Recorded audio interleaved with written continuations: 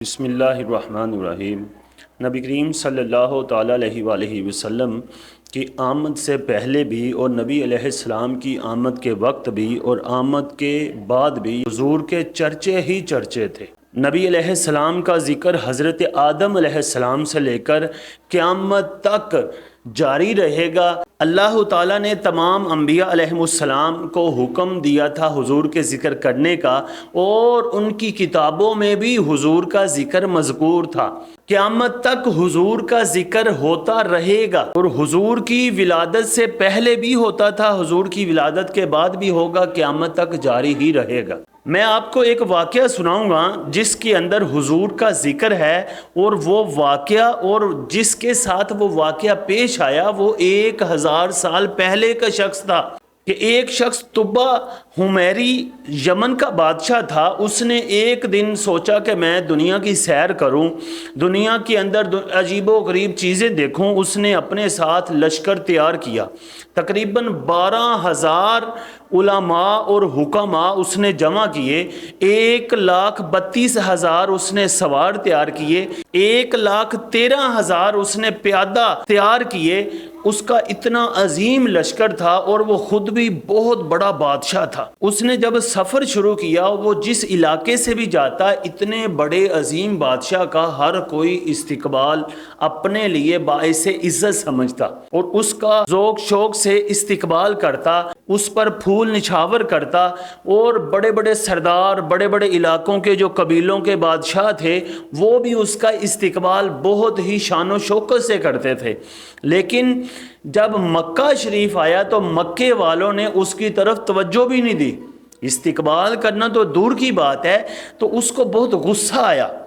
اس نے اپنے پاس وزیروں سے پوچھا کہ یہ کیا وجہ ہے کہ اس علاقے کے باشندوں نے، یہاں کے رہنے والوں نے میرا استقبال نہیں کیا، پوری دنیا میرا استقبال کر رہی ہے۔ کسی نے اس کو بتایا کہ جناب یہ شہر مکہ ہے، اس شہر کے اندر ایک بیت اللہ ہے، لوگ اس کا طواف کرتے ہیں، جتنا بڑا تیرا لشکر ہے اس سے کئی گنا لوگ اس کے اندر آ کر طواف کر کے اس کی تعظیم کر کے چلے جاتے ہیں۔ اس کو بہت غصہ آیا۔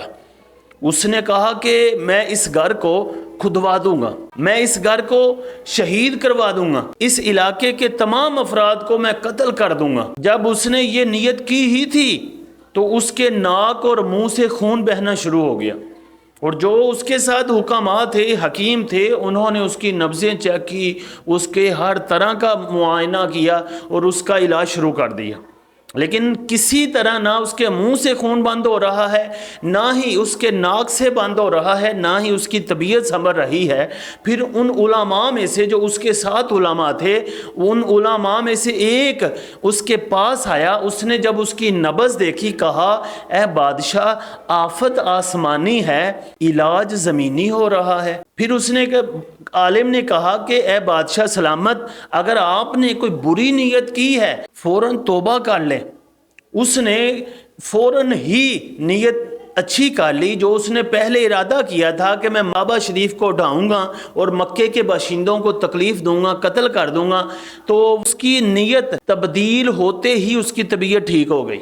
پھر اس نے سفر آگے کیا، چلتے چلتے وہ مدینہ شریف پہنچ گیا۔ جب مدینے پہنچا تو جو اس کے ساتھ علماء تھے، انہوں نے وہاں کی مٹی کو سونگا، وہاں کی کنکریوں کو دیکھا، اور انہوں نے کہا کہ ہم نے اپنی کتابوں میں پڑھا ہے کہ اس شہر میں مدینہ پاک کے اندر ایک نبی آئے گا جو آخری نبی ہوگا۔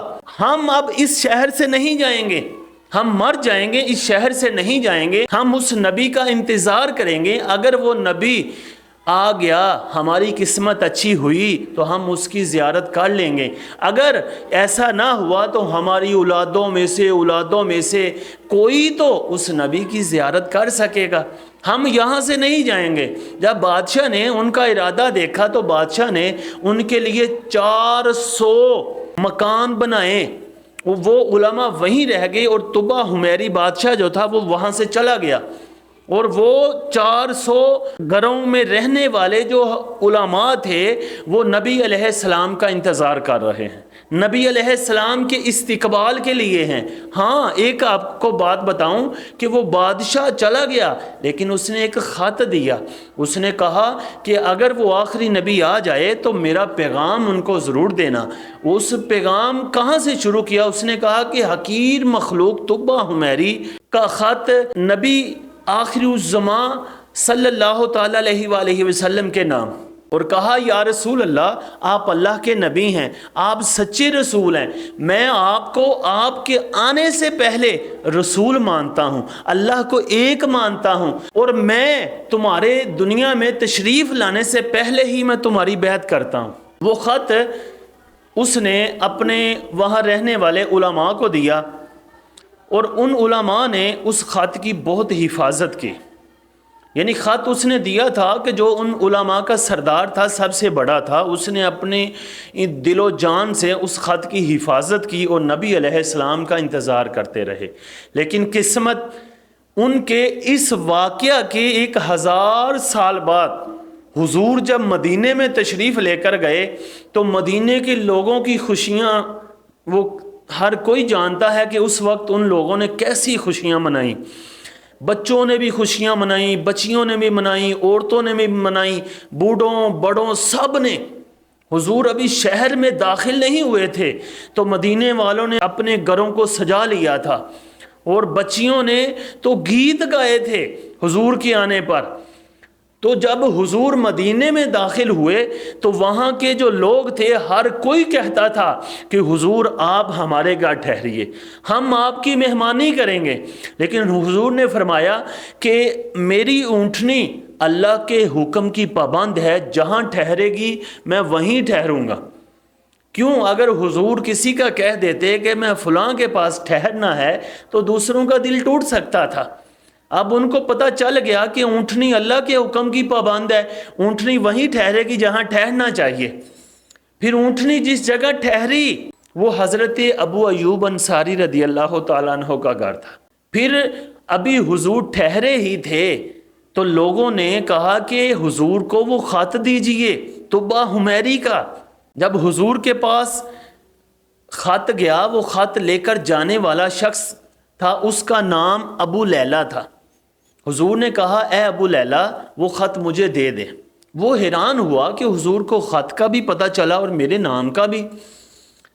پھر حضور کو جب خط دیا گیا تو حضور نے خط پڑھ کر کہا طبہ بھائی کے لیے خوشخبری ہے اور اس کے لیے مبارکباد ہے، آفرین ہے۔ اور میں آپ کو ایک اور بات بتا دوں کہ اس نے خط میں یہ بھی لکھا تھا کہ حضور قیامت کے دن میری شفاعت فرمانا، قیامت کے دن مجھے بھول نہ جانا۔ یعنی یہ تھا 1000 سال پہلے بادشاہ اور علماء کی حضور سے محبت اور حضور کا ذکر اور حضور کی آمد کا استقبال۔ اب ہمارے پاس بھی حضور کی ولادت کا مہینہ آنے والا ہے، ہم بھی استقبال کرتے ہیں حضور پر درود پڑھ کر کہ اللہ تعالیٰ نبی کریم صلی اللہ تعالیٰ علیہ وآلہ وسلم کی محبت ہمارے دلوں میں زیادہ کرے۔